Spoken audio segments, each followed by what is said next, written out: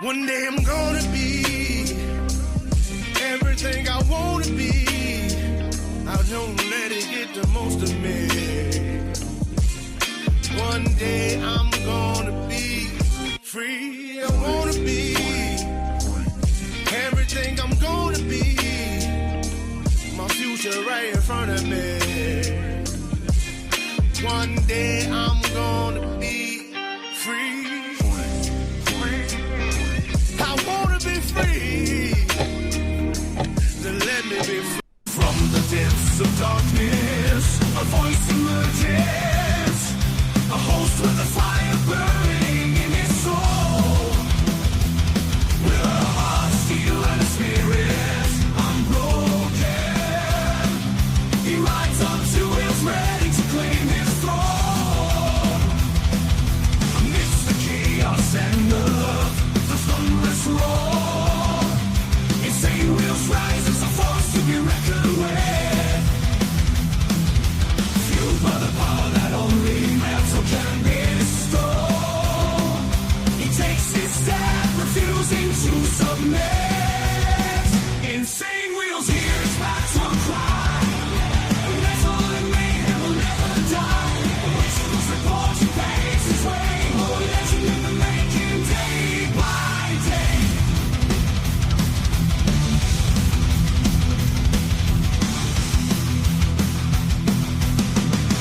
Wow, we've got all you freaking legends in here. Hopefully everyone's having a wonderful morning so far. Definitely know the hell we are. Let's get it, man. Happy Monday to everybody. I know it's Monday blues and stuff, but we can make it a little bit better here. That's what we plan to do. That's what we do every freaking Monday. Great to see all you legends in here. Thank you all for being here. Obviously, can't do this shit without you guys. We got a big one this morning. Every Monday morning, it seems like we definitely have a big news morning because we do. We don't just cover just one single day. Now, we will do that Tuesday, Wednesday, Thursday, Friday. But on Monday, when we come back from the weekend, we have a lot of stuff over the weekend that happened that we have not discussed yet. So we have a couple of things that we're going to be showing you guys from Saturday, Sunday, and then today, obviously. So we do have a big lineup. Let me go ahead and just read out loud what we've got going on this morning. So the title of this is Guthrie updates, as well as Iran talks amid rising tensions, and the partial shutdown looms. Now, the shutdown is not just affecting, of course, ICE agents. It's actually affecting TSA. It's affecting a whole bunch of other things that are not really in the aspect of what they're arguing for, which is ICE, right? So there's things that are also getting fucked over, and TSA seems to keep getting creamed every single one of these shutdowns. Brutal. But nonetheless, let me go ahead and read in a chronological timeline of what we're going to be covering this morning, and we'll hop right into it. Trump calls for regime change in Iran, and I believe that happened on Saturday. We have that for you guys. As well as Nancy Guthrie case, sheriff says man detained, later released, was, quote, our person of interest. Now, this happened, by the way, on February 14th. So this is just 2 days ago. And we had updates on this whole thing on Friday the 13th. So this is our latest update on that whole thing since we've left each other. And then we have Trump latest $1.5 billion in political funds, as well as climate change findings and DHS funding fight. As you guys know, we're on that partial governmental shutdown right now. Most of federal agencies, everything else is working and up and running. They're funded. The rest of the government's funded. It's just these things in particular. And then we have what to know about the Homeland Security shutdown. I have that for you guys, as well as glove found in Nancy Guthrie search appears to match suspect's DNA. The DNA was recovered. Now, I don't know how that shit fucking works, because that whole glove thing was a little suspicious to me. Actually, not a little. It was a lot suspicious to me. So I'm not really sure how they're going to be able to link all this up and, put DNA on the fucking glove and all this shit. I don't know, man. And then we have all Epstein files released, Attorney General Bondi says. That is the claim as of 19 hours ago, that all Epstein files have been released, Attorney General Bondi says. Then we have a very, very interesting development that happened 17 hours ago. Putin opponent, meaning Putin from Russia, Putin opponent killed with lethal frog toxin. European countries conclude. Bruh. That's crazy, bro. Putin went over there fucking poisoning people with frog juice and shit. Man, that's crazy. Anyways, 14 hours ago, Savannah Guthrie urges, and this was breaking back then. It's like it says breaking. Urges suspects in mother's kidnapping to, quote, do the right thing. And I actually think she comes out on camera, and we have that for you guys as well. Her daughter speaking for her mother. Anyways, we're going to talk about Iran as well this morning, as you guys already know. U.S. Iran to hold nuclear talks in Geneva. I think that's how you say that country's name. I'm sorry, I'm illiterate. I'm a retard. It is what it is. And then we have day 3 of partial government shutdown of DHS, which is just an hour ago, by the way. Just as of 1 hour ago, we are on day 3 of our partial governmental shutdown. And then we have just 44 minutes ago, Nancy Guthrie search intensifies, FBI seeks DNA match from that glove, by the way. So anyways, that's what we're looking at for the morning, you guys. Let's go ahead and do our call to actions and get right into this shit. Make sure you guys hit that like button. It helps out the show immensely, and it's free to do so. If you guys are on the vertical side, make sure you guys double tap that screen and check it out. This is what we do Monday through Friday, reporting world news, geopolitics, American news, American politics, breaking news, all that shit. We do that Monday through Friday, and then, of course, we have Saturday morning for members only, man. So I very much appreciate that. And speaking of members only, let's get the money part over. Please consider becoming a member starting only at $3.99 a month. We're making sure we're not breaking the bank out there with anybody, but check it out. This does allow us to be on these airwaves as well as have these lights on. So thank you guys for becoming members and staying members. Little side note here, follow my Instagram at BallValveTV, where I post everything behind the scenes of not only my life, but as well as the show, Millennial Food Time, breaking news, as well as the campaign trail. It's a great way to get a hold of me one-on-one. We also have a Discord server for all of you legends. Make sure you guys go into the video description down below of any live video that we do, and we'll have that invite link for all of you guys.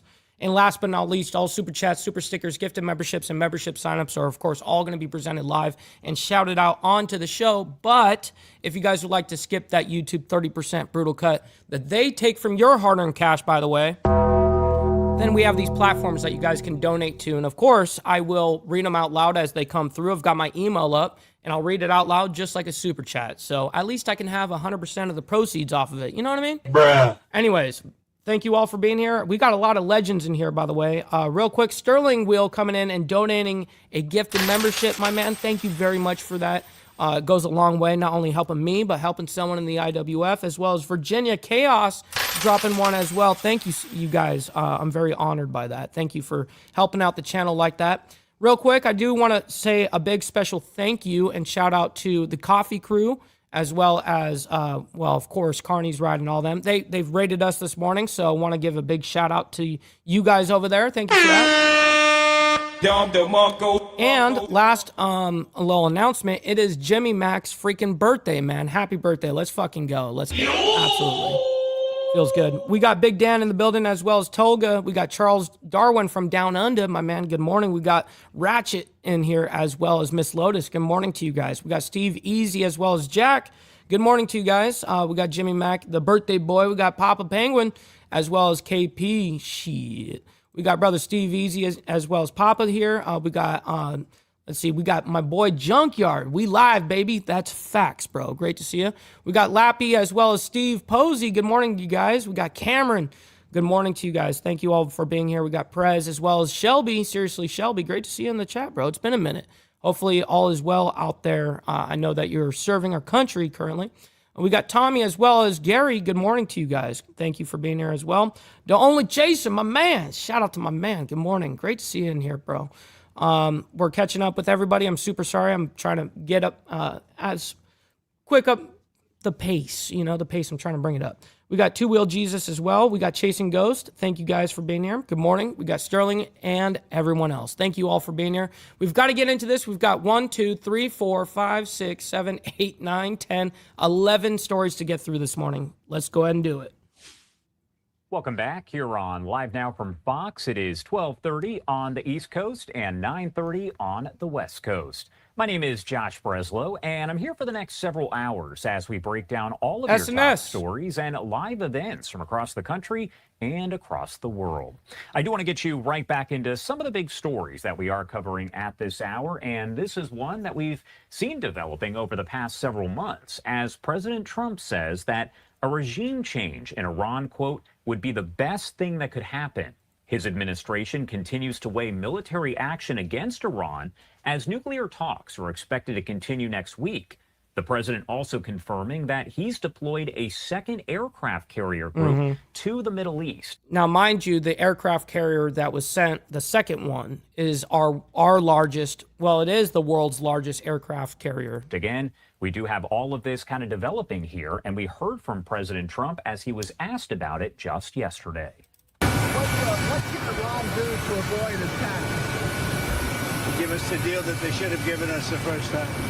If they give us the right deal, we won't do that. But, you know, historically, they haven't. Yeah, blood logos. Actually, that's pretty fucking accurate right there. I very much appreciate your 2 cents in that, by the way. Good morning. Done that. Good to see you. I will say they want to talk, but so far they do a lot of talking and no action. They've already started. Well, it seems like that would be the best thing that could happen. For 47 years, they've been talking and talking and talking. In the meantime, we've lost a lot of lives while they talk. And what's up, Tiffany? Good morning. Great to see you in the chat, by the way. Good morning. Let's go ahead and speed up Trump a little bit. He's a little slow. Legs blown off, arms blown off, faces blown off. Not legs blown off, man. Come on. Shit. Bruh. Going on for a long time, so let's see what happens. In the meantime, we have tremendous power has arrived. Yeah, tremendous power has arrived. Look at that. We got Mr. Boulay, Department of Numismatics, coming in. Alabama's finest, by the way. Coming in with the $10 saying, wish me luck, going to head out after the show and check out a fairly new coin shop in Huntsville. That's awesome, by the way. Let me know how it goes over there. Build those relationships. Absolutely. Got to build that rapport with your local coin shop. Make stacking precious metals great again. Well, thank you, bro, for that $10. Goes a long freaking way, bro. I very much appreciate that. Thank you, sir. Man, great to see you in the chat, bro. And you definitely got to let us know in the Discord how that coin shop goes over there, because I may go over there and build a rapport with them myself. Additional power, as you know, another carrier is going out shortly. So we'll see it how. If we could get it settled for once and for all, that'd be good. What's up, Kerry? Good morning. All right, I do want to bring in a good friend of the show here. We have Jonathan Saye with the Foundation. Well, I don't really need him to say too much here. You know what? Actually, we got what we need here. We understand that that regime change is being called here. Now, let me see if we can actually get any type of tweets or different video that we have not yet seen on this part of this live stream. If not, let's see here. We already know what's going on in Iran. We have more updates on Iran, so I don't need a specialist or an analyst to come on here and tell us what we need to think.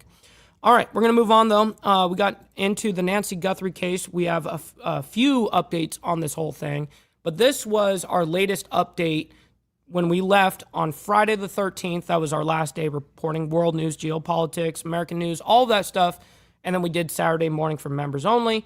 Well, now it's been, a few days, and this is where we left off, essentially. A day later, which is Saturday, we have this update, but we have updates leading up into today. So we're not going to play this video completely either, but we're going to go ahead and get this ready and prepared for you. Here we go. Well, I'm Austin Westfall. If you were watching us overnight, you know that we were tracking developments in southern Arizona. There were law enforcement activities. That's right, Moto. Good morning. The FBI and the Pima County Sheriff's Department carrying out a warrant. Ultimately, they spoke with 4 different people. Ultimately, they made no arrests. We're getting this in a little bit more clarification from Pima County officials. They say that the person that was detained last night and then later released was their person of interest. So, brother, so loud in the building. Good morning. This is the first time we've seen them use the word person of interest in the case. Pima County Sheriff Chris Nanos saying that. Yeah, Tommy. This is a personal thing, so other people can give you different arguments for different reasons. Either get silver rounds and stuff like that, or get like what I get is American Silver Eagles. That's what I like. Now, they do carry a little bit more of a premium, but as these prices rise, as you know, as prices rise, actually premiums come down. So, anyways, that's what I would do. I would look into American bullion like that. Actually, numismatics actually would what it would be considered. This person was released. Nanos told Fox News earlier today that the man detained in the traffic stop outside the Culver's restaurant Friday night was the person of interest. So if you were watching us, we noticed that police, they were really focusing on this Range Rover. And this is the footage of them popping open the back of the car, and they ultimately did a little bit of searching, and they put this tarp up. Brother KP knows the deal. So what's happening here is man detained, released, quote, was our person of interest in Guthrie case. So I'm sure they're looking through the car here, getting as much evidence as they possibly can. They don't want the media to look at what they're searching, and they release the guy of, well, the person of interest. Kind of obscure what we could see, and really they blocked us from seeing anything that they were doing. At the time last night, we had no idea what they were looking for or... Okay. Steve Easy, I listen, here in the South, they call them buggies. I've never heard, when I first moved here to Alabama and I went to the store or whatever, they're like, hey, do you want a buggy? I'm like, excuse me, motherfucker? What is a buggy? He's like, yeah, a buggy. I'm like, I have no fucking idea what the fuck that means, yo. It's a fucking grocery cart. It's a cart, go collect carts. The cart guy, yeah. Buggies. Who they were investigating in relation to this Range Rover. Now we have a little bit more context. We don't have That's the awesome, identity of Cameron. anybody, by the way, that was related to this warrant. But apparently it was one person, and now Pima County is identifying this as a person of interest. They were a person of interest. They were brought in, they were questioned, they were detained, and then they were released after officials wrapped up their investigation last night. So we not only saw the Pima County Sheriff's Department on scene, we also saw that the FBI was involved in the operations last night as well. Again, there were two different areas. There was a home that was being worked on, and then there was this Range Rover that was being worked on. Fox News with this, and really Matt Finn with this. This is some more of the latest. We're really learning about this investigation today. This part is the part that I want to hear real quick, and then we can move on. This is essentially what I'm waiting for. Still no suspect. Pima County Sheriff Chris Nanos told Fox's Matt Finn that no one was arrested and no one remains in custody following an operation in Tucson conducted Friday in connection to the Nancy Guthrie case. Sources told Fox News Digital that at least 3 people had been detained in connection to a search warrant conducted at a residence in Tucson late on Friday, about 2 miles from the Guthrie home. What's up, Jeremy Ryan? Good morning, my man. Hopefully you're enjoying your Monday morning so far. A partial view of one man handcuffed and detained in the parking lot of a Culver's restaurant nearby in connection to the search warrant. That's But exactly no right, charges were Papa. confirmed. Authorities have not named any suspects or persons of interest 2 weeks since 84-year-old Guthrie vanished from her Tucson home. Man, I want to ask you guys.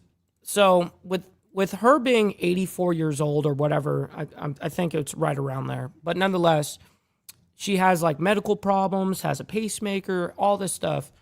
Do you guys think that she's like even alive right now? Like, honest question. I'm not trying to be crude or brutal or anything. I'm asking an honest question. Do you guys think that she's alive? I mean, I hope that she is. But anyways, we're going to move on from this case. We got to move on.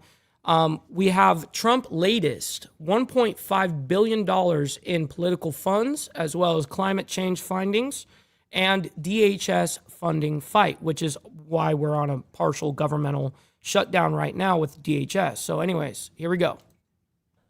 All right, you're watching live now. I'm Austin Westfall. A live look at the White House on this Saturday evening. We have a lot to discuss. Busy week tracking the White House. Will Weiser tracks the White House for the Associated Press. He's here with me. So, Will, a lot to discuss. So you got to remember on this DHS funding fight that they're having, this is not just hurting ICE agents, for instance, or federal agents. This is hurting TSA, FEMA, and those are agencies within the Department of Homeland Security. So there's multiple things getting fucked over on this thing. Of course, the number one thing on many people's minds this week was the investigation into the disappearance of Nancy Guthrie. Obviously, feds are on the ground in Tucson. What is the White House's level of involvement with the case? Trump said yesterday that progress is being made. Right. This is something obviously the White House, like all of us, like the whole country is following very closely. They've been from the president right on down. They've been saying from the beginning that they, praying for the Guthrie family, that they're really following this closely. But there is a little bit of a sort of a hands-off approach that the FBI is involved. The federal authorities are involved, but they are also sort of trying to work very closely with local authorities and state authorities. And so there isn't sort of the clash of coordination between the different levels of government. Oh, and I agree with you, Junkyard. Fuck FEMA. There. As far as the president himself is concerned, they have been following us very closely. Caroline came out and talked to us a couple of times. And she said that she'd been watching television coverage with the president and was sort of delayed doing that. So he's exactly, Papa Penguin. I was waiting for someone that's what Junkyard first was like. Fuck FEMA. I'm like waiting for Steve Easy to actually say it, and then I was gonna say it. So really following it very closely personally. And it has been in contact with the FBI, briefed on the situation. But they've also been, like I say, very careful to sort of not. That's right. That is true, Gary. To try and coordinate with state and local authorities rather than overstep. That's right. And the FBI was on the ground last night as we were watching as they were executing a search warrant. Ended up that they detained 4 people in total, including one person relating to a Range Rover. That's what we're looking at video of right now. We will continue to follow the White House's updates on this. And real quick, before he's going to continue, just because we have this up, let's get the money part over, All right, just get the money part done. Give me money. Money me. Money now. Me a money needing a lot now. Yes, that's actual facts, though. Denied. Well, we get denied every time. Feels bad, man. Of course, we'll await any further word from the FBI as well. Will, let's talk a little bit about later this year. Of course, the midterms is something that you and I are going to be tracking closely in November. You wrote this week that the president is touting a political war chest exceeding $1.5 billion. How can that kind of money shape what we see in November? Well, it's really unprecedented for a second-term president. This is the president himself wrote on Truth Social last summer in August that just since Election Day 2024, he'd been able to amass between all of his political groups that support him $1.5 billion. That's about... Yeah, exactly, Cameron. I mean, she needed like her blood pressure medication. She needed a whole bunch of other things too. People to what he spent on the entirety of his 2024 re-election campaign. So it could really have quite an impact on the midterms.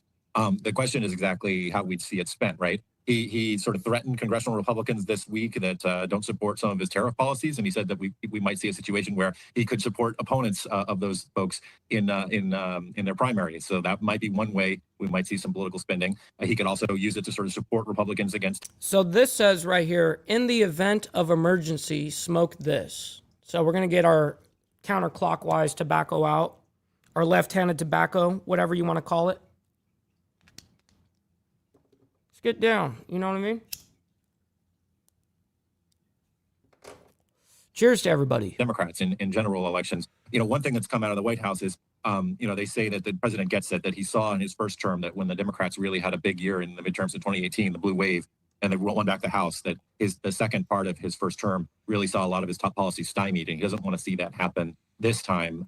But it's interesting because President Trump has always been a very good fundraiser, since his first run for president. What's up, Kel, up there in Canada? It looks like you got your account back. That's awesome. Great to see you in the chat, and this time on the YouTube side instead of Facebook, Great to see you.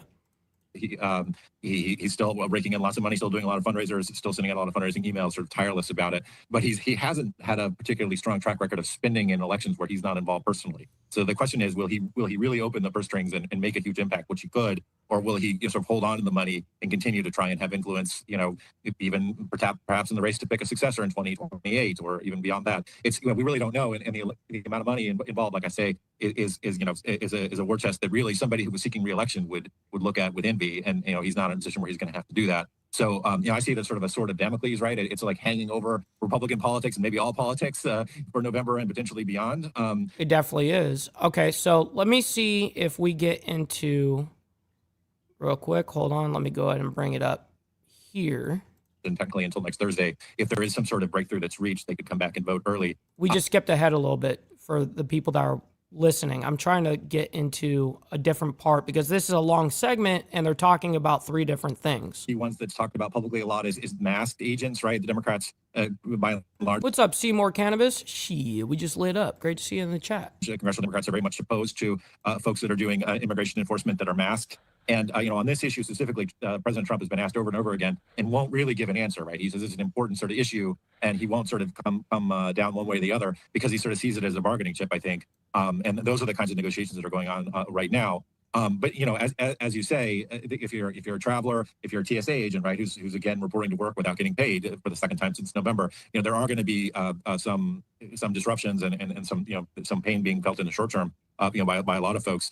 But the overall, despite the shutdown, DHS operations are still going to continue. We still will have immigration enforcement. There still will be deportations, things like that. They just might look a little bit different until the shutdown is over and negotiations, really are ongoing. It's hard to know when we'll be sort of through this at this point.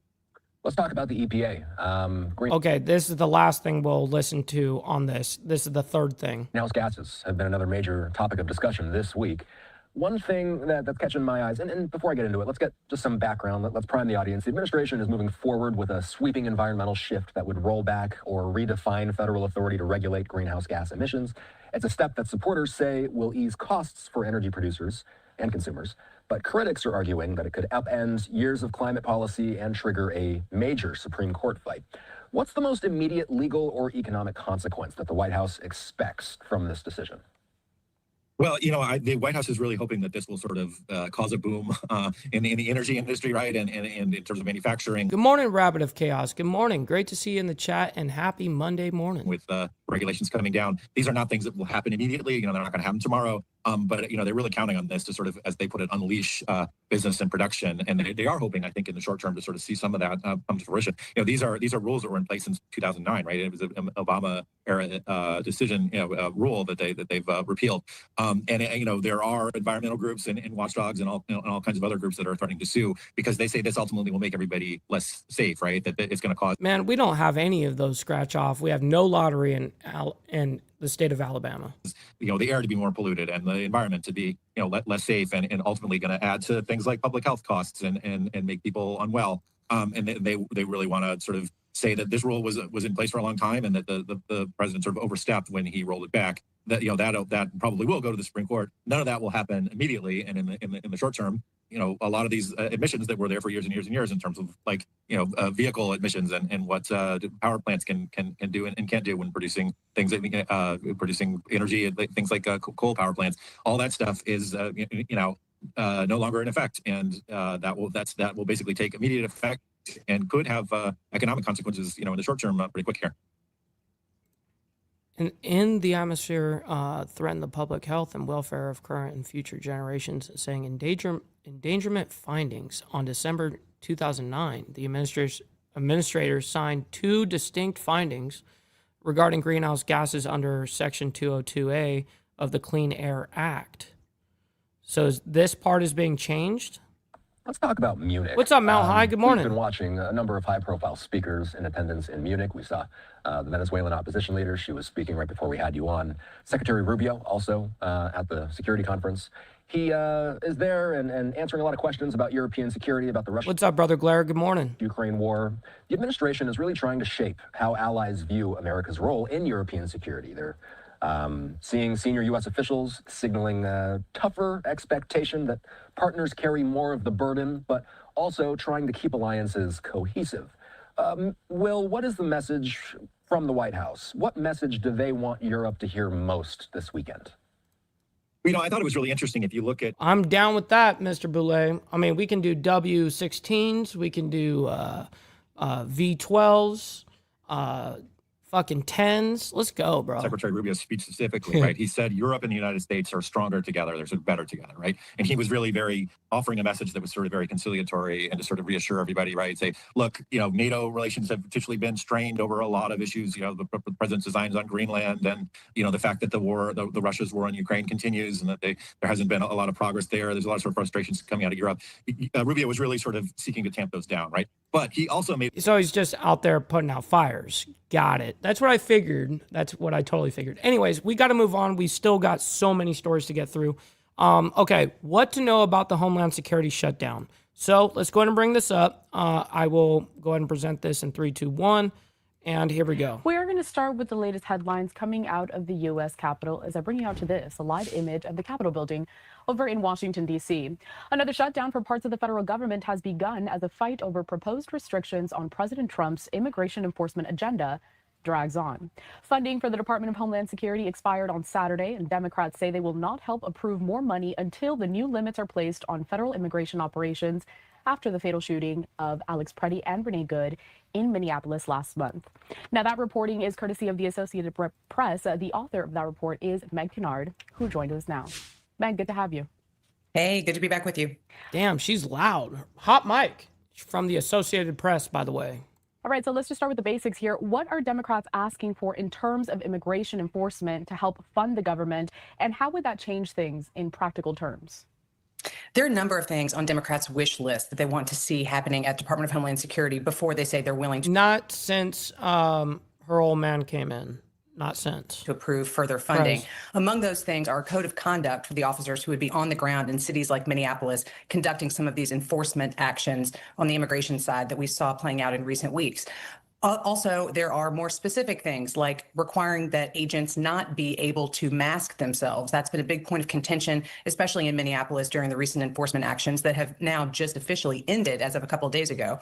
So those are some of the specifics, but writ large, we've heard from Democrats on Capitol Hill and across the country saying that they really want to see more accountability at Department of Homeland Security. For some, that's playing out in calls for Homeland Security Secretary Kristi Noem to resign. But for others, it's more of a broad critique of the leadership at the department, saying that that's what's led to some of the incidents of violence, including those shootings that you mentioned. So there's kind of a grab bag. What's up, Brother Hardwire? Good morning to you. We're talking about right now what to know about the Homeland Security shutdown. Of different things the Democrats are wanting, but a lot of it boils down to those very heated confrontations that we've seen in Minneapolis. Now, Meg, President Trump already secured tens of billions of dollars in funding for CBP and ICE operations. So what leverage do Democrats actually have at this point? That's a great question. It's a really good point because you're right. As of the Tax Cuts and Jobs bill that was passed through last year, a lot of that funding is actually keeping the department going. So it's not necessarily a question of shutting down and not that meaning that agents can't be on the ground doing their work. That's already paid for. But now this maybe does create a bit of a bigger, broader moment of leverage for Democrats to be able to say, okay, well, what we're doing in terms of holding up this funding measure from passing through is not necessarily impeding the department. So now we can kind of take this. I don't want to use the word symbolic because I don't mean to. That's a great update, by the way, Gary. I haven't heard anything since that day that he came in here. Imply that it's not incredibly important, but to take more of a moment to say, okay, we're not really hampering the functionality of the agency and the various work that agents are doing on the ground, but we are going to plant our flag and say that we're not going to officially approve that appropriation for the department until some of these needs that we want as Democrats are met. So it's not really something that we as Americans are seeing necessarily. The department is functioning. If this goes on, there could be more ramifications in places like airports because TSA is also part of Homeland Security. And we've seen in shutdowns past that the longer things go on, some of those workers may not show up if their paychecks aren't met. And that could be something that we as Americans are seeing, but it's kind of a broader, more holistic approach that Democrats are taking to say, this is our moment. We're not really hindering the department from doing its actual work, but we do have an opportunity to keep these things on our wish list until some of them are met.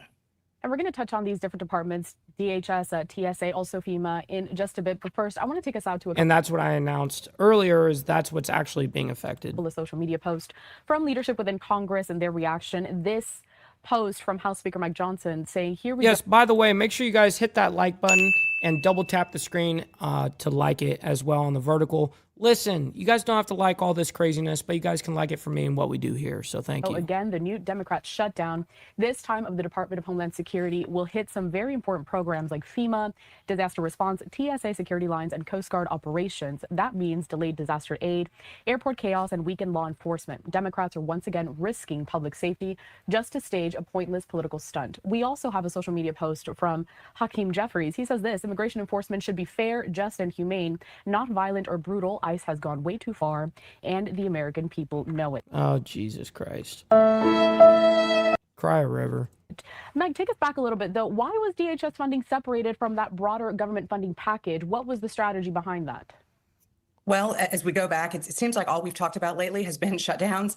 But in some of the most recent conversations between President Trump and these congressional Democratic leaders. Well, this is now the third shutdown, not complete government shutdown, but one complete government shutdown and two partials. Trying to get the big shutdown that we all talked about a lot last year. In getting that through, there was an agreement to separate out some of the funding for a couple of different agencies. You remember earlier this month when we were dealing with another, thankfully very brief shutdown, that was dealing with funding for 6 different entities, DHS among them. And so there have been these kind of subsequent and incremental carve-outs for some of that funding because Democrats have been upset about it for some time. And there was an agreement from President Trump and the negotiators at the White House to say, okay, in the greater effort of getting more funding across the board. You be safe out there, Papa Penguin. We'll see you on the flip side. For the federal government through, we will agree to separate out this Homeland Security funding.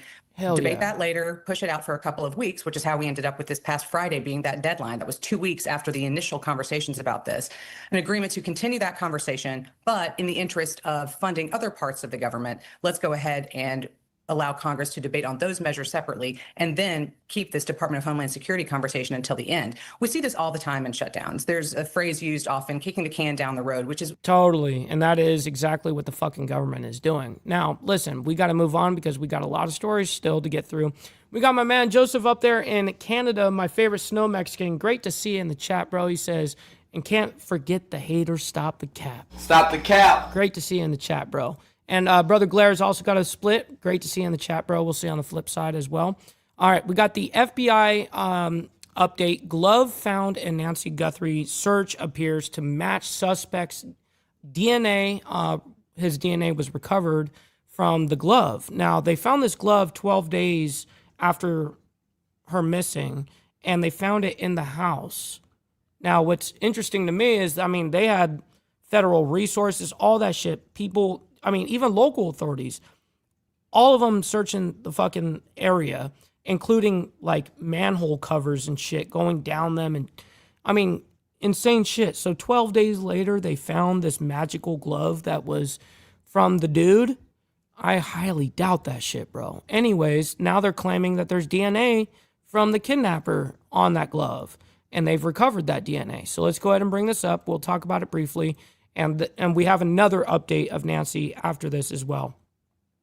Well, actually, in about 4 or 5 more stories, then we get back to Nancy. That's what I should have said. Meantime, this is a very quick update. It's only 2.5 minutes. We are continuing to follow some breaking news, which is this right here. Fox News is sharing that an FBI spokesperson says a glove with a DNA profile recovered in the Nancy Guthrie case is different from other gloves that have been found and appears to match the gloves of the suspect seen in the surveillance video. So this is a look at some of that video right here that was shared by the FBI as we continue to follow this breaking news. So we did want I highly doubt it, Joseph. to share that with you, that the found glove appears to match the suspects. If the glove don't fit, you must have quit. Shit. Bruh. Glove. A little bit more information from our Fox O&O partners right here. This is coming from Fox 10 Phoenix, stating Outside that the an house? FBI spokesperson told Fox News that out of several gloves recovered during the search for 84-year-old Nancy Guthrie, one appears to match the gloves of the suspect seen on surveillance footage, and it is testing for a DNA match. This update comes on the 15th day of the investigation into the Tucson area woman's disappearance. Now, 5 days ago, the FBI released this recovered Nest camera footage from Which Guthrie's we saw that. Catalina Foothills home, And we reported it too. showing a masked man approaching her front door before trying to cover the camera with leaves. Investigators are now waiting for final lab results before uploading the DNA profile to a national database to Thank you for that, Cameron. He says you guys need to get the likes up, man. I very much appreciate that. Yes, double tap the screen if you're on the vertical side. possibly identify the individual. The Pima County Sheriff's Department says it appears Guthrie was taken against her will after she was last seen on January 31st. She was reported missing on February 1st when she did not show up for church. She is the mother of Today's Show co-host Savannah Guthrie, who alongside her brother... They're going down manhole covers and filming it down there and shit. I mean, all over the property and shit. ...and sister have pleaded on social media for the safe return of their mother. She said that they would comply with alleged ransom notes, but so far there hasn't been any updates on a ransom being paid. So we are continuing to follow that breaking news as we did. What's up, Extra Surprise? Good morning to you. Great to see you in the chat as well. All right, we're going to move on. We're going to move on into what Attorney General Bondi says, that all Epstein files have been released. So let's go ahead and bring that up and we will discuss that quickly. Here we go. Turning now to another major story that we are continuing to follow as we take a live look on Capitol Hill. This, as Attorney General Pam Bondi has announced in a letter that all Epstein files have been released consistent with Section 3 of the Epstein Files Transparency Act. That letter addressed to Senate Judiciary Committee Chairman Chuck Grassley, Ranking Member Dick Durbin, House Judiciary Committee Chairman Jim Jordan, and Ranking Member Jamie Raskin was obtained by Fox News Digital. That letter includes a list of more than 300 high-profile names, including President Trump, Barack and Michelle Obama, Prince Harry, Bill Gates, Woody Allen, Kim Kardashian, Kurt Cobain, Mark Zuckerberg, and Bruce Springsteen. In accordance with... What's up, SST? Good morning to you. Hopefully you're enjoying the morning so far. Good morning. With all Epstein Files Transparency Act, the list of names includes all persons who they are or were a government official or politically exposed person, and their names appear in the files released under the act at least once, adding that the names appear in a wide variety of contexts. Meanwhile, this comes as the fallout continues as Republicans and Democrats alike have raised concerns. Some say too much was withheld and redacted. Others, though, are worried about victims' privacy and potential political weaponization of the files. This also comes as Attorney General Pam Bondi testified before the House Judiciary Committee this past Wednesday on topics including Epstein and accusations of a weaponized Justice Department. To speak more on this, I do want to bring in political analyst Rich Rubino to our show. And Rich, we appreciate you taking the time to join us here on Live Now for Fox. Sure. So I do want to start out with the significance in this ongoing case. I mean, this case and the controversy has been going on for months now.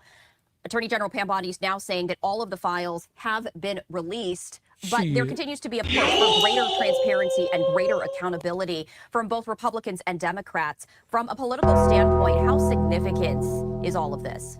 It's very significant because I think you're seeing a few fractures in the conservative, in the MAGA base. Some in the MAGA world. This is not really necessarily an ideological issue. It's just about transparency. It's not like, you know, should you raise taxes? Should you decrease taxes? Abortion, gay marriage, anything like that. This is more about transparency. And I think consequently, some of the more conservative members like Nancy Mace, a congresswoman from South Carolina who's currently running for the Republican nomination to become governor of South Carolina, has said that she has no confidence in Pam Bondi. Congressman Thomas Massie, who's very much a libertarian type Republican, has been very critical of President Trump, very critical of Pam Bondi, and but critical on Donald Trump and other issues as well. And he actually has a major primary opponent that's supported by Donald Trump and supported by some Republicans like Andy Barr. But this is very much, I think, an issue where I think Republicans are, it's very hard to come out and try to say that, and it's very hard for them to, I think, defend Pam Bondi. That's why you're seeing some Republicans at least kind of equivocate and saying that there should be more transparency. And we'll see what the reaction among the Republican Party is about the announcement by Pam Bondi today.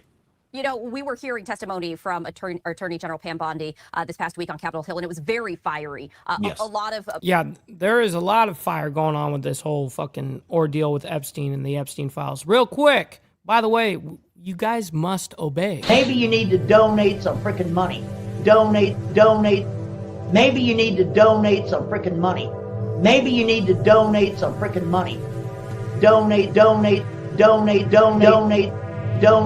Maybe you need to donate some freaking money. Donate some freaking... Shit. Denied. Here we go. Political rhetoric, you know, from the standpoint of both Republicans and Democrats, though, the using of the Epstein controversy for their own political purposes, you know, what's on that agenda? What is the end goal there? I think Democrats are going to say that President Trump is involved in some sort of a cover-up. I think that looking toward the midterm elections, looking toward the 2026 elections. Weeping. My last name is legitimately Ball, Ball, like Lucille Ball. Yeah. I think that some Republicans, they don't really want this to be on their plate because, again, this is something that is not an ideological issue. So consequently, people that are even on the more conservative end of the political spectrum who would support Donald Trump on other issues may look at this and say, why isn't the Attorney General being more transparent, something to that effect? It's kind of a drib. Every day there's a little bit more that kind of comes out. I think that one thing that, for example, Howard Lutnick, the current Commerce Secretary, some Republicans have suggested what he really needs to do is just hold a press conference and talk about what his involvement was with Jeffrey Epstein. Was it an innocent involvement? Why did he visit the island? That type of a thing. So this is really something that I don't think Republicans want on their plate. And I think that some of the more moderate... Yeah, you're going to wait around all fucking day, motherfucker. ...members like Congressman Fitzpatrick from Pennsylvania, Mike Lawler from New York State, for example, it might be in their cold, calculated political interest to try to distance themselves as much as possible from President Trump here. And to that point, in terms of which party stands to lose more politically, would it be the Republican Party if this controversy just doesn't go away? I think that it will. I think that they're trying to change the focus, if you will. They're going to say, well, what about Bill Clinton? What about certain Democrats that are on the list? Oh, my God. Are you that slow? That's the whole point why I named Lucy. Lucy. Lucy's a redhead. So is Lucy. Know what I mean? That's the whole fucking point. Yeah, exactly. Naomi's laughing her ass off, saying, are you just figuring this shit out? Oh, my God, dude. Real quick, we got Stacks in the building. Shout out to my man. Good morning to you. Hopefully you're enjoying your Monday morning.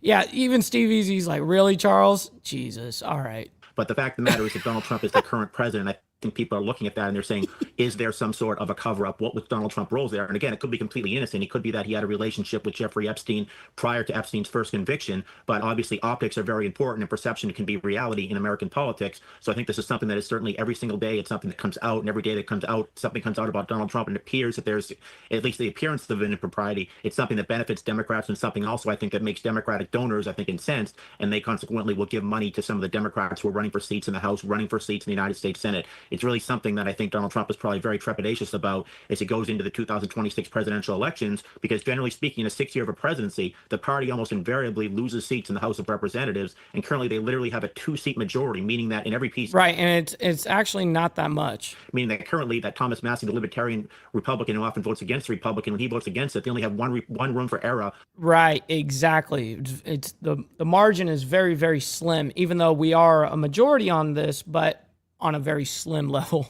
So anyways, let's go ahead and move over to Putin opponent killed with lethal frog toxin. European countries conclude. Bruh. What? So Vladimir Putin from Russia, his opponent, his political opponent, was killed with lethal frog toxin. Bro, this shit just came out yesterday.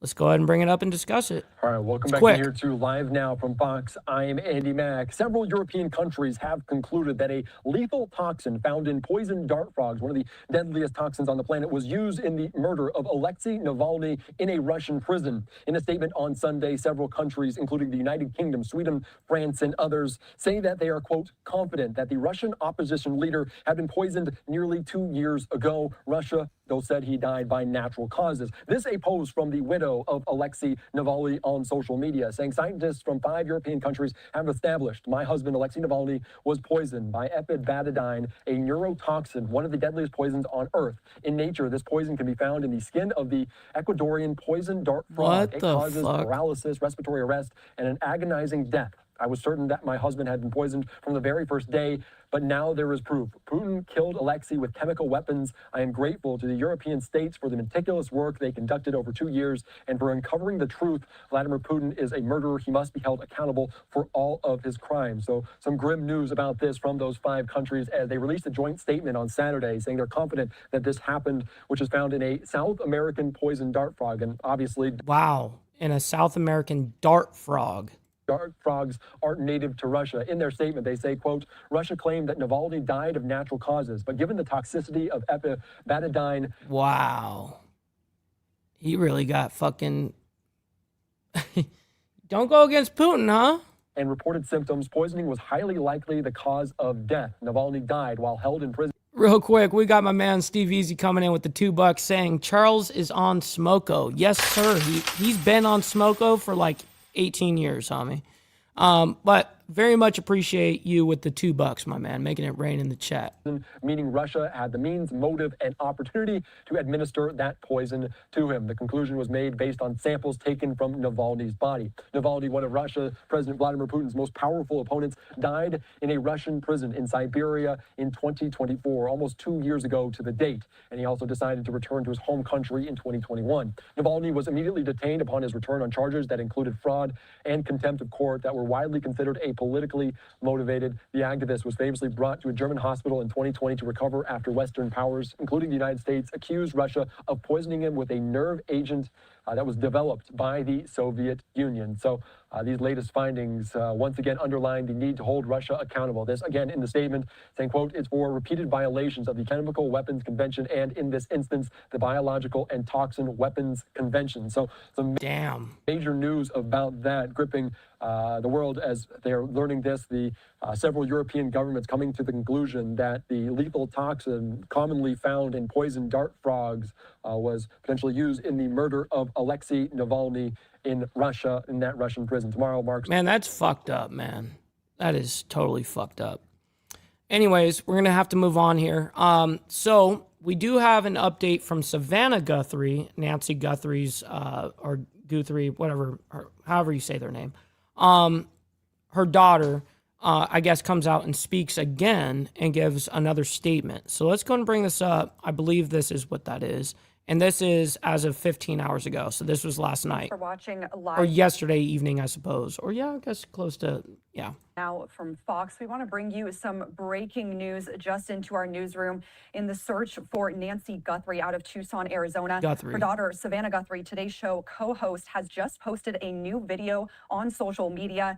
In it, she says it's never too late to do the right thing. Let's listen.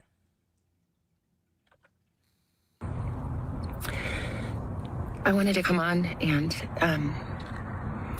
it's been 2 weeks since our mom was taken, and I just wanted to come on and say that we still have hope, and we still believe. And I wanted to say... I do. I can get it for you. To whoever has her or knows where she is, that it's never too late. And you're not lost or alone. And it is never too late to do the right thing. And we are here. And we believe. And we believe in the essential goodness of every human being. And it's never too late. That was Savannah Guthrie with a new video posted on social media tonight with another plea for whoever has her mother, Nancy Guthrie. Savannah saying it's never too late to do the right thing, as it's now been 2 weeks since Nancy Guthrie was last seen in Tucson, Arizona. The search continuing tonight as the FBI says it's also awaiting forensic results on a glove that was found near the home. That is the latest on the search. So near the home, not inside the home, near the home. I'd like to know what, like, near means. I mean, near could be down the block. I mean, that's near the house, near the property. How near? Like, on the property? Around the property? What? Anyways, we do have another update, but that's in two more stories. Then we'll get back to Nancy's update on, well, it says... The Nancy Guthrie search intensifies. FBI seeks DNA match. And this just came out 1 hour ago. So, but we're going to first go into U.S. Iran to hold nuclear talks and Geneva. So let me go ahead and bring this up. This just came out 4 hours ago, by the way, just FYI. Here we go. Doing to start with. Oh, before we do, you got to embrace your fuck-ups, ladies and gentlemen. That's what I always say. Don't beat yourself up over past mistakes. You are going to fuck up again in the future, quite possibly in a most spectacular fashion. Why worry about yesterday's fuck-ups when you have tomorrow's fuck-ups to look forward to? You are a fuck up. And fucking up is part of your growth process. Embrace the process. Okay, so by the way, Real Jesse says 2 miles, as well as Jimmy Mac says 2 miles away. So you guys found out that it was 2 miles away. Interesting. Yeah, they found it 12 days later, they said. So I don't know, man. With some of these international headlines and big moments that we are looking ahead to this week, as we know that U.S. and Iranian officials going to be holding some more negotiations. Taking a look here at some social media posts, this first one from Fox News correspondent Trey Ying says that See, it's kind of like Mr. Boulay knows. I mean, I've done it before too. When you buy precious metals kind of at the wrong time and you're like, fuck. And then you just embrace the fuck up. And you're like, I guess I'm not going to do that again, you know. I'm going to try my best, but got to embrace the fuck up, you know. Talks between the United States and Iran will resume on Tuesday, so tomorrow. We know, according to the Associated Press, that Iran's top diplomat met with the head of the UN nuclear watchdog agency today ahead of a second round of negotiations with the U.S. over Tehran's nuclear program. The Iranian foreign minister met with the director general of the International Atomic Energy Agency and said that he would also meet with the foreign minister of Oman, which is hosting the U.S.-Iran talks in Geneva tomorrow. Let's break down everything we need to know ahead of those talks. Joining us now onto the program is Edmund Fitton Brown. He is a senior fellow at the Foundation for the Defense of Democracies. Edmund, good morning. Morning, Carol. Good to be with you. Of course. So this is the second round of talks this week, based off of the fact that Which is actually a big deal, by the way. Oh, this already happened a couple of weeks ago. Where are we starting off at when it comes to these negotiations? Well, we still have a disagreement about the scope of the talks. The Iranians want to keep the scope very narrow, and the Americans want the scope to be wider.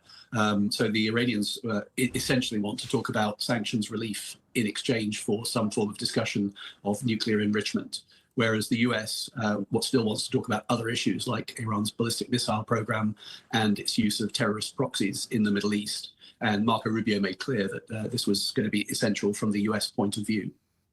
I want to bring up some more social media posts here, Edmund. This one is courtesy of Reuters, saying that Tehran signals flexibility on its nuclear program in exchange for sanctions relief. So let's talk about a couple of points here. We know that sanctions relief clearly central for Tehran, but what kind of relief would be meaningful enough to bring Iran to the table, and how easy would it be for the U.S. to snap those sanctions back if they need to do so? Well, I think I'm taking your second point first. I think the snapback would be very straightforward. So the Iranians presumably would hope for something that was as guaranteed as possible. But I don't think that the US would feel constrained by that. It's an interesting question, of course, even what kind of discussion they're going to have about the nuclear program, because the US has made it clear that there can be no nuclear enrichment inside Iran, and the Iranians are We'll see on the flip side, SNS. Hopefully you have a wonderful rest of your Monday morning. Resisting that idea. They say they have a sovereign right to enrich inside Iran. So they're already disagreeing on that one core file, and the US still wants to add another 3 files to the discussion. So at the moment, the two sides are a very long way apart. So they are a long way apart. Interesting. I mean, I knew they would be already without him even saying that, but I would assume that already. Taking another social media post here, because I do want to reference a lot of these major headlines that people are following ahead of those talks. Politico here saying that Iran's top diplomat to attend those indirect talks with the U.S. in Geneva, according to the state-run news agency there. Edmund, who is going to actually be sitting at the table when those negotiations begin? Hell yeah, Kel. Let's fucking go. Nothing like working on the bike and listening to Insane Wheels. You know what I mean? Very much appreciate that. So the Iranian foreign minister, described here as the top diplomat, is Abbas Araghchi, who's been the foreign minister for the last nearly 2 years. He's a very experienced foreign ministry person. He served as ambassador previously in Japan and in Finland. And he was also involved in the negotiation of the JCPOA, the famous or infamous nuclear agreement that existed before and from which President Trump withdrew the United States during his first term. Araghchi also was a veteran of the IRGC, the Islamic Revolutionary Guthrie Guard Corps. So he's a tough guy. From the US side, of course, you will have Steve Witkoff and Jared Kushner certainly as part of the US team, and then yes, the Omanis there as mediators. The talks that took place 10 days ago were in Muscat. They were actually hosted in the Omani capital. This time they're being hosted in Geneva, but with the Omani foreign minister still there as a facilitator. Yeah, interesting how it changes locations each time like this. You mentioned those special envoys to the U.S., so that being Jared Kushner and Steve Witkoff. This is a photo here included in this social media post from Axios. It was taken during that last round of talks. You mentioned, Oman, there, those talks being held in Muscat. Let's talk about how these talks are being held indirectly. Now, does that help build trust, or does it underline certain issues that still run deep between both the U.S. and Iran? Well, by the way, real quick, we got 140 people in here. Make sure you guys hit that like button as well as double tap that screen if you're on the vertical side. You don't have to listen and like, or not, you guys should listen, but you guys don't have to like all the craziness that's happening around the world, but you guys don't, you guys can like it for me and what we do here. So thank you for that. Here we go. Issues do run very deep. And I mean, we have to remember that there was a war fought only 8 months ago between the United States and Iran, very briefly, the so-called 12-day war between Iran and Israel, which the US joined just in its very, very last stages, and of course made that crucial intervention of attacking the Iranian nuclear facilities. So the Iranians obviously feel mistrust. And the U.S., of course, quite rightly feels mistrust. I mean, of course. Now, I don't. We already know that, so I don't need him to like ponder on more on this. If there is no other, let me see what this tweet is. This wasn't the tweet that we saw originally, right? No. Okay, we haven't seen this. Let's go ahead and check out what they're talking about on this. Let me back it up now. Edmund, my final question to you takes us back to this nuclear program. This is a social media post from the Director General of the International Atomic Energy Agency, where he talks about the fact that he just completed those in-depth technical discussions with Iran's foreign minister in preparation for important negotiations scheduled for tomorrow in Geneva. Edmund, there's debate right now whether the talks should just stay focused strictly on those nuclear issues, but we have mentioned during this conversation a lot of those activities happening down in Iran, including that crackdown on protests that President Trump has strictly been against and really used as reasoning to start pre-positioning some of these tankers there in the region. Can you really separate Iran's nuclear capabilities with those regional activities when you head into hell yeah, Steve Posey, much love, negotiations such as these? Well, this is really interesting. Of course, the location in Europe is interesting, and the fact that Mr. Grossi could take part was an interesting part of this. You may remember that last year it was Mr. Grossi who actually announced that the IAEA was unhappy with the Iranians, and the Iranians were in breach of their... Okay, so I just wanted to get that little part out. Now let's go ahead and get into our last two stories here. We've got only two left, and I know that we're already past our hour now. But we're doing our absolute best to make sure you guys are well informed with all the information that's out there right now. So anyways, we're going to talk about real quick day 3 of partial government shutdown of DHS, which is just came out today, just a couple hours ago. Social media post from Fox and Friends saying this is a quick update, and then where you've got the last update on the Nancy Guthrie case. Search intensifies. FBI seeks DNA match. So, anyways. Homeland Security shutdown enters day 3 with no end in sight as lawmakers remain in recess and DHS funding remains stalled amid a partisan fight over proposed ICE changes. Joining us now with more information and what we can expect later on this week is Madeline Rivera with Fox News. She's in D.C. Madeline, what do we know? Good morning, Corral. So this now marks the 3rd time at least part of the government has shut down in less than 6 months. Democrats and Republicans remain at an impasse over DHS funding. Democrats and Republicans are blaming each other for failing to reach a deal to fund the Department of Homeland Security. Democrats say the White House offer falls short, particularly on ICE oversight. The only way to ensure that ICE is actually reined in and brought under control, consistent with what the American people would like to see, is to change things dramatically, boldly, meaningfully through legislation. And that's what this showdown is all about. The White House says Democrats are being unreasonable in some of their demands and argues they should be willing to make concessions too. We have to protect law enforcement, our police, our border patrol, ICE, and others in law enforcement. And I'm very much, look, I know what they want. I know what they can live with. Border Czar Tom Homan says immigration operations continue despite the shutdown. ICE has continued to enforce law across the country. They're already funded. That's because ICE still receives significant funding through the One Big Beautiful Bill.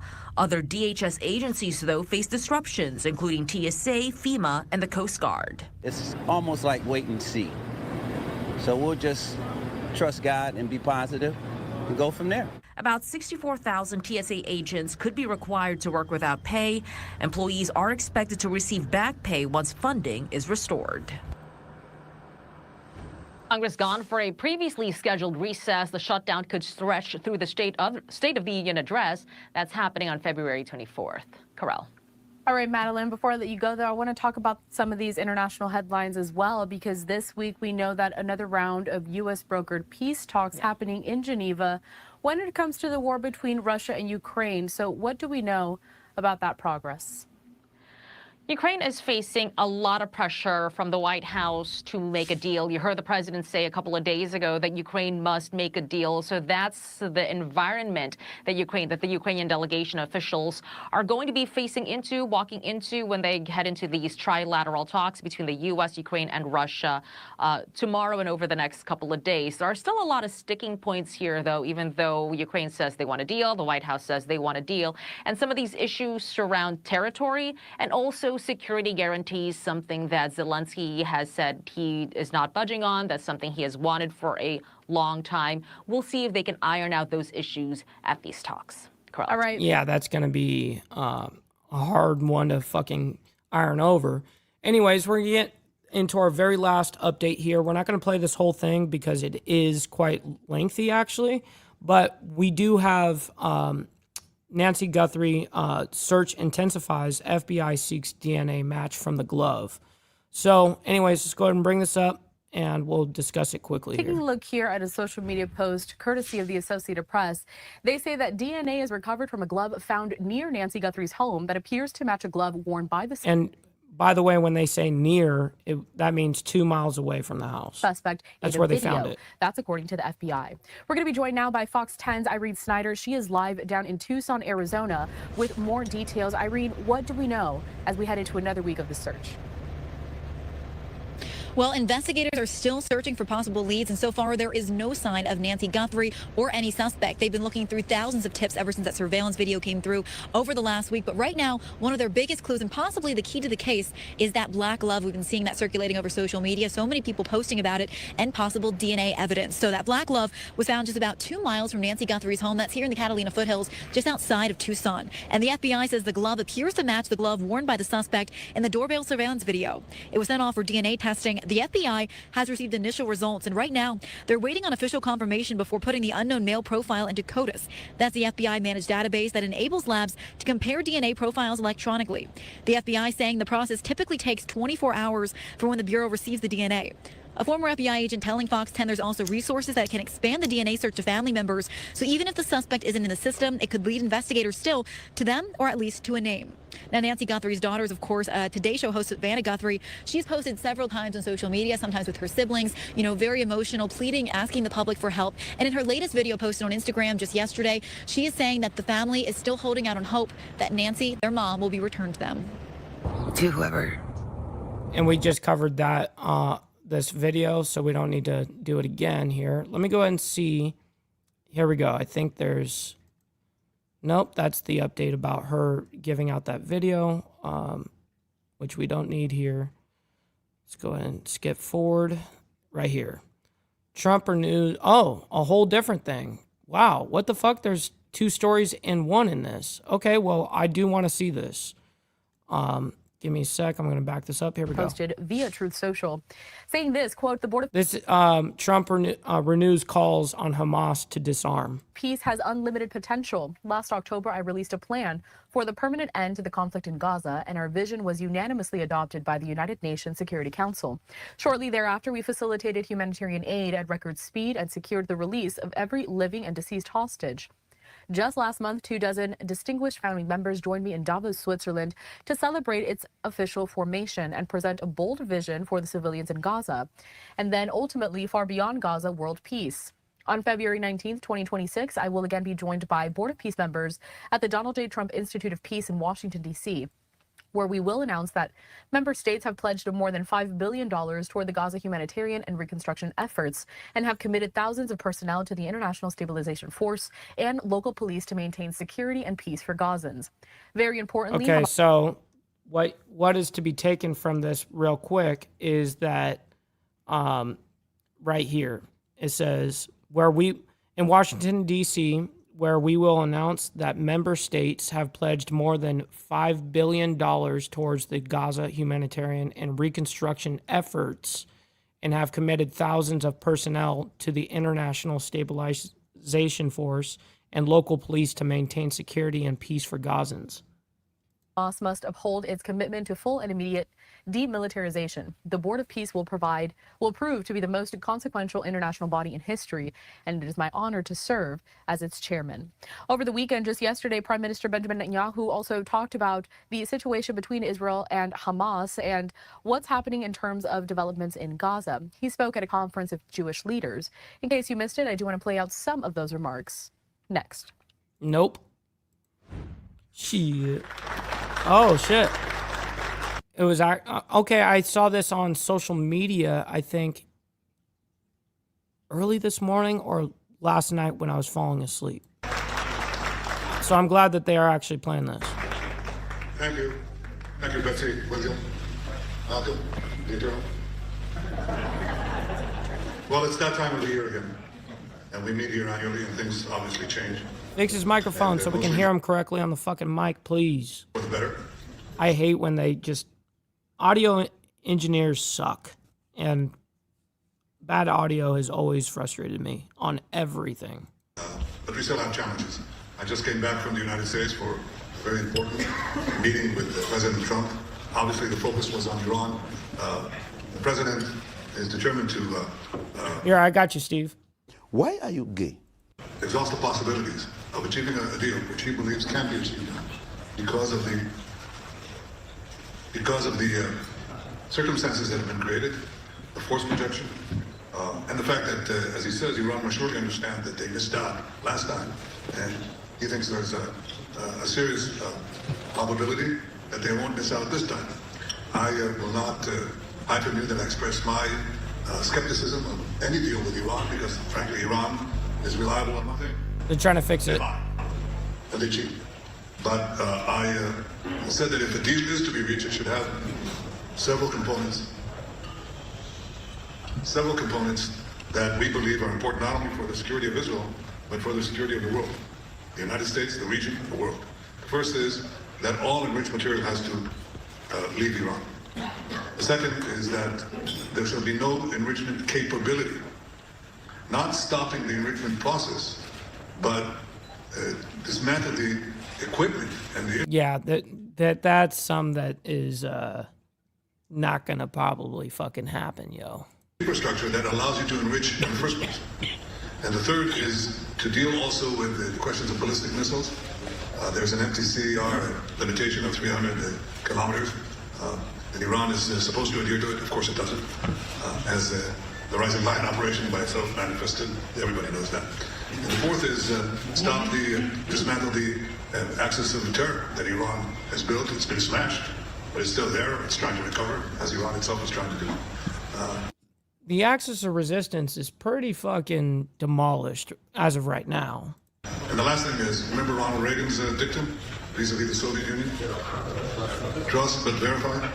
Distrust, and always verify. So there has to be real inspections, substantive inspections, no lead time inspections, but effective inspections for all of the above. These are the elements that we believe are important for the achievement of the deal, and I presented our position very clearly. We also spoke about Gaza. I think we set out when we went to, after we were massacred on October 7th. Have a great rest of your Monday there, Tiffany. Great to see you. We set out 3 goals vis-a-vis Gaza. The first one was to return all the hostages. The second was to disarm or dismantle Hamas's military capabilities. And the third is to dismantle Hamas's governing capabilities.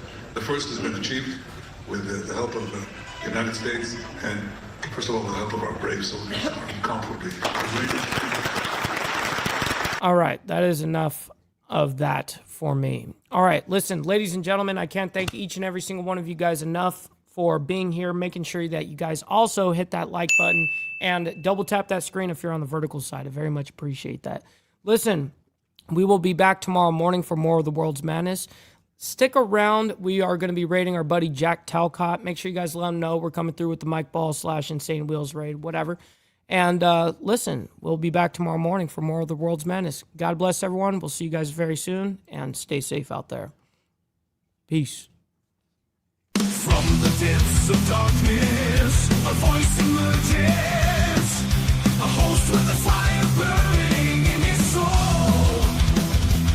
With a heart, steel, and a spirit unbroken, he rides on 2 wheels, ready to claim his throne.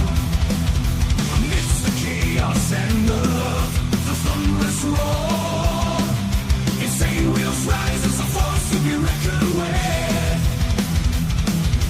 Fueled by the power that only metal can bestow, he takes his stand, refusing to submit.